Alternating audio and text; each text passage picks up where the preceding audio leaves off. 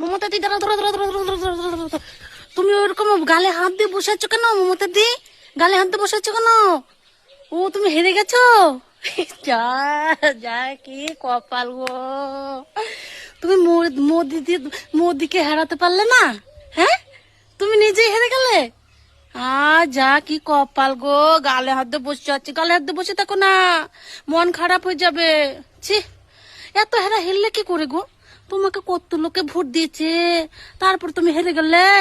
হ্যাঁ, কত লোকের ঘোষ দিলে, তাও জিততে পারলে না। এই যে আমি রান্না করছি, দেখো দেখো রান্না করছি, ঝোল শাক রান্না করছি, আর এই যে সোয়াবিন দিয়ে আলু দিয়ে রান্না করছি। একটু খেয়ে যাবা, হ্যাঁ, তাহলে মনটা ঠান্ডা হবে, ঠিক আছে? কি কষ্ট গো, কি কষ্ট আমার দিদির, কি কষ্ট। যা, হেরে গেল, কি হেরা হেরলো গো, একা গু হেরা হেরে গেল গো। ছি ছি ছি ছি ছি ছি ছি ছি।